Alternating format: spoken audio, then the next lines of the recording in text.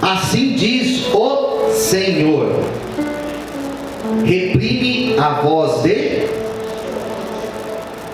Mais alto, vamos lá. Reprime a voz de... Isso, choro. E as lágrimas dos teus olhos, porque há galardão para o teu trabalho, diz o Senhor.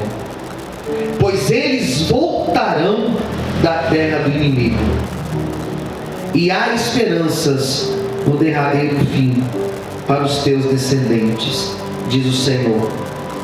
Porque os teus filhos voltarão para os seus pais. Bem ouvi eu que Efraim se queixava, dizendo: castigaste-me, e fui castigado como novilho ainda não domado.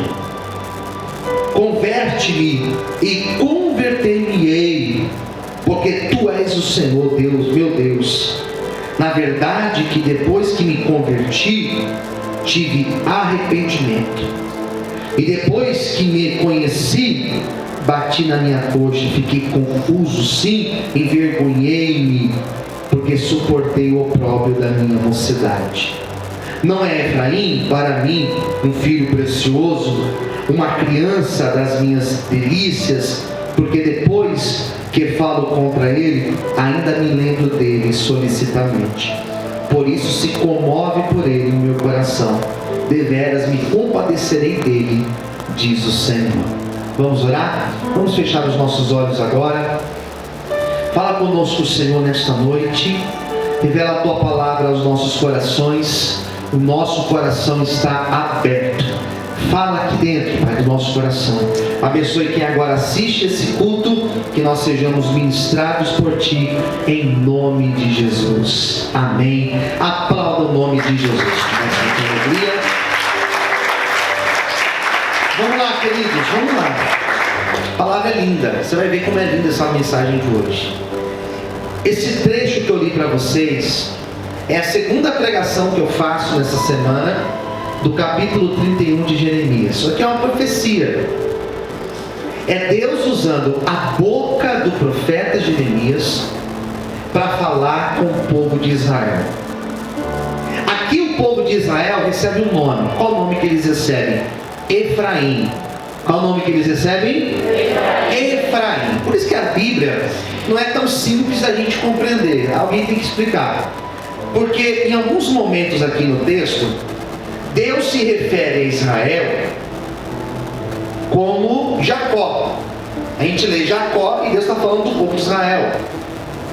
Tem outros momentos que Deus está falando com esse povo e Deus chama de Judá, porque está falando do sul. Em alguns momentos chama de Efraim, porque se refere a Israel. Então não é tão simples entender esses nomes. É importante ter alguém para explicar. Aqui no caso, Israel nesta época era dois governos, era sul e norte. O norte se chamava Israel, que aqui no texto vai aparecer o nome Efraim, que é o nome de uma das tribos de Israel. Então esse Israel que Deus usa Jeremias para falar, era um Israel que estava destruído. Era um Israel que praticamente tinha sido devastado. Os inimigos tinham invadido Israel, os assírios, tinham arrebentado com tudo. Não é só roubar e destruir. Roubar e destruir. Então, quando Deus usa Jeremias, Deus está dizendo para este povo que tinha sido destruído e que estavam sendo levados para o cativeiro da Babilônia. Deus usa Jeremias para trazer uma palavra de conforto para esse povo, uma palavra para tranquilizar o coração deles. Então, para a gente entender toda essa complexidade, a gente precisa olhar para o texto. E a primeira menção que Deus vai falar com eles, a primeira coisa, é sobre choro, lágrima, tristeza. Você sabe que choro, lágrima, não é só de tristeza. A gente chora porque a gente está feliz. Ontem foi o dia que eu mais chorei na minha vida. Eu emagreci 2 quilos ontem, queridos. E já ganhei no almoço hoje uns 3. O choro nem sempre é a tristeza, às vezes é alegria. Mas esse choro aqui é de tristeza. Porque esse povo que estava no cativeiro, eles estavam chorando. E esse choro deles tinha um motivo. Qual o motivo que tinha esse choro? O motivo da clareza, de compreender o que estava acontecendo. Eles tinham perdido, eles estavam destruídos, e eles choravam, sabe por quê? Porque eles estavam conscientes do que tinha acontecido. Sabe quando você perde algo que você provocou perder? Isso dá uma tristeza gigante, irmãos. Isso é uma tortura. Quando você provoca um acidente por uma imprudência tua, quando você destrói algo na tua vida com as tuas próprias mãos, isso dá uma tristeza amarga dentro da gente. Esse texto aqui, Jeremias está falando com eles: ó, vocês estão amargurados, vocês estão infelizes, vocês estão depressivos, vocês estão angustiados, justamente porque vocês têm consciência das besteiras que vocês fizeram. É aquele camarada que está preso, consciente: eu sei o que eu estou fazendo aqui, eu aprontei.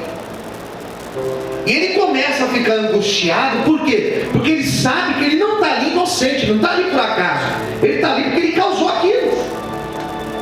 É aquela pessoa que perde a família, e ele fala: eu perdi minha família, e eu errei. Esse choro é um choro amargo, é uma tristeza transformada em lágrimas. Então Deus usa Jeremias para falar desse momento. E o que Deus fala para eles? E aqui eu quero começar a ler já o texto. O que Deus fala no 16? Assim diz o Senhor: reprime a voz de choro, reprime a voz do choro e as lágrimas dos teus olhos. Deus está falando para eles: não chore mais. Eu lembrei de Jesus falando para aquela mulher viúva que tinha perdido o filho, que estava quase sepultando o filho, e Jesus aparece na porta de Naim e fala para ela assim: mulher, não chores. Como não chorar indo enterrar o filho? Quando Jesus falou não chores, é porque Jesus ia ressuscitar aquela criança. Quando Deus usa Jeremias para falar para eles: enxugue as lágrimas, reprime essa voz de choro, era Deus dizendo para eles: chega. Era Deus dizendo para eles: eu vi a lágrima, eu vi o choro, eu vi o arrependimento de vocês, eu vi a angústia do coração de vocês.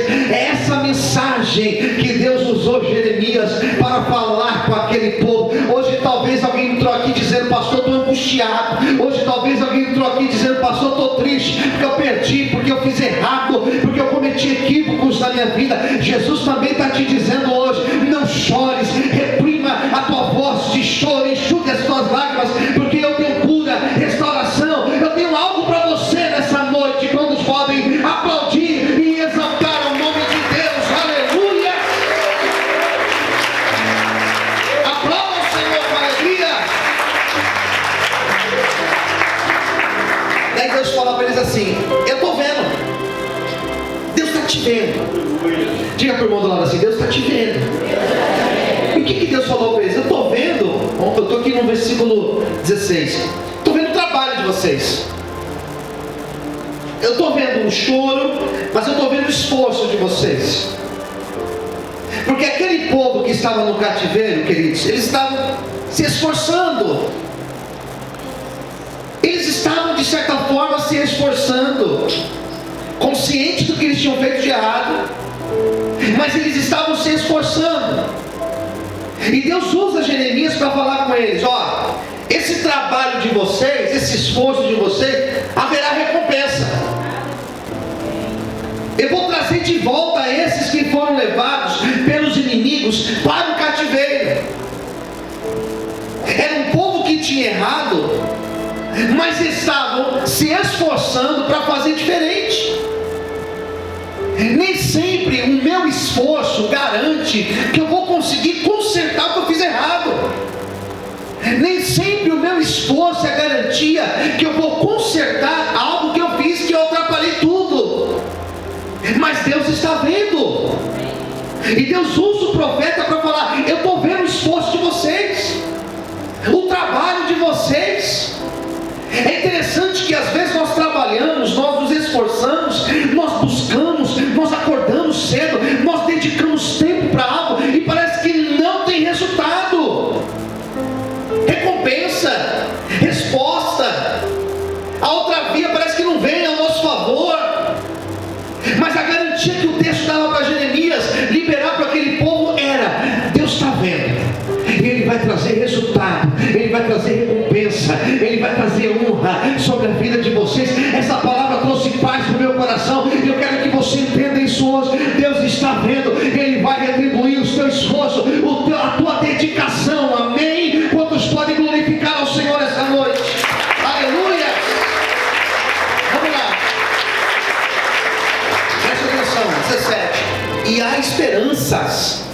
17: há esperanças no futuro, no derradeiro fim, para os teus descendentes, diz o Senhor, porque os teus filhos voltarão para o seu país.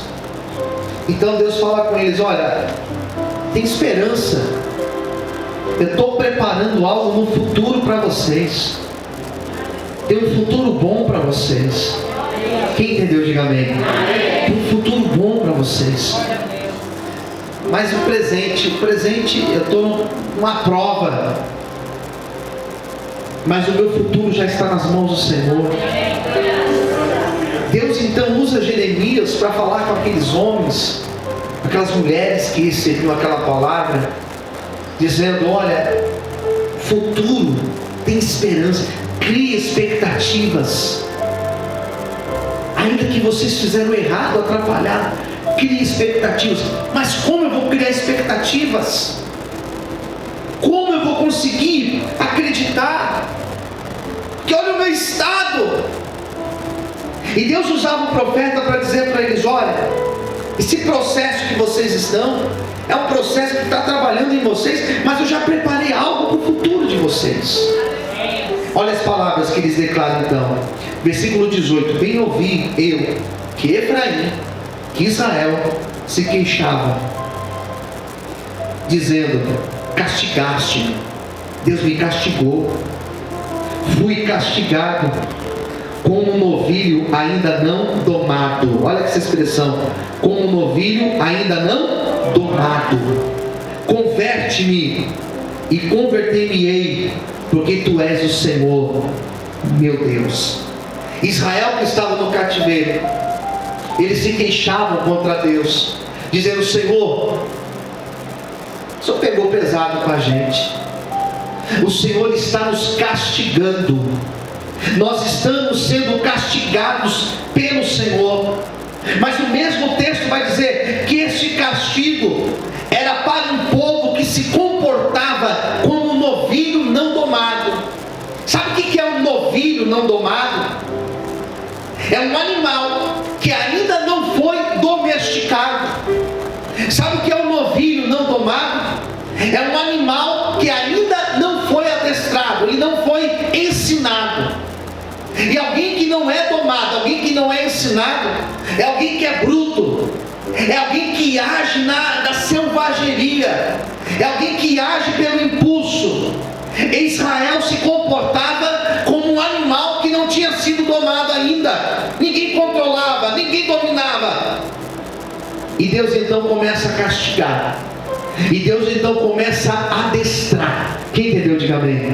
Deus começa então a manusear, Deus começa então a quebrar, Deus começa então a endireitar, Deus começa a pegar esse povo no cativeiro e começa a transformar esse povo. Existem pessoas que são duras, que são rebeldes, que são resistentes à transformação, não aceitam ser moldadas por Deus, mas não tem problema não. Não existe novilho que Deus não possa dominar, não existe pessoa que Deus não possa adestrar, não existe pessoa que Deus não possa lapidar, que Deus não possa quebrar. Se você é alguém duro, Deus vai te quebrar uma hora e você vai se converter. Se você está orando por alguém que é duro, pode continuar orando, porque Deus quebra se for preciso, Deus domina se for preciso, mas não existe pessoa que Deus não possa trazer para o centro da vontade dele. Assim foi com Israel, Deus levou para o cativeiro para converter, para mudar, para transformar, e assim também na nossa vida e na vida daquele que nós estamos orando. Deus está agindo.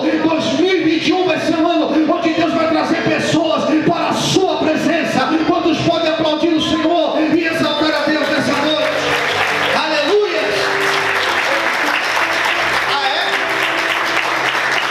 É um novilho que não é domado? Não tem problema não, castiga. E esse castigo significa: Deus ensina, vou ensinar, vou quebrar. Daí vem o texto aqui, olha o que diz a palavra, versículo 18: convertei-me e converti. Então Deus trouxe a conversão, queridos. E esse povo que se achava indomável, esse povo que não tinha esse trabalhar de Deus neles, eles começaram a se converter ao Senhor. E a conversão ao Senhor, olha o que ele vai falar no versículo 19: na verdade, depois que eu me converti, eu tive arrependimento. Sabe o que é a conversão? É você se arrepender daquilo que você fez de errado. É mais do que isso.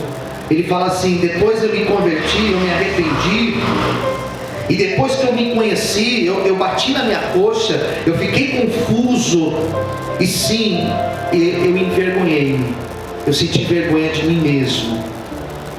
Esse é um processo que só ocorre quando Deus está trabalhando nas nossas vidas. Qual projeto aqui, qual situação? A da conversão, o do arrependimento, e além disso, o arrependimento trouxe a vergonha. Quem entendeu, diga amém. Repita comigo: conversão, arrependimento e vergonha. A conversão é aqui, ó, consciência. Conversão é aqui dentro. Conversão é compreender, não é por aqui. Conversão é você compreender que não é por aqui que Deus te quer. Deus quer que você se converta, que você muda o caminho. A conversão é aquela pessoa que entendeu que não é por esse caminho, então ela se arrepende. E o arrependimento é aquele sentimento que, se eu pudesse voltar atrás, faria diferente. Se eu pudesse voltar no tempo, eu não faria nada do que eu fiz. Isso é arrependimento. Então ele vai falar: olha, eu me converti, eu me arrependi, eu tive vergonha, eu olhei para mim mesmo, eu me senti envergonhado, eu olhei para mim mesmo, eu me senti constrangido, eu me senti envergonhado. É isso que o povo está dizendo: envergonhei-me.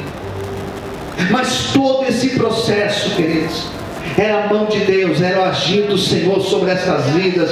E é dessa maneira que Deus está trabalhando na minha vida, na tua vida, porque Deus nos quer na presença dEle. Deus quer nos trazer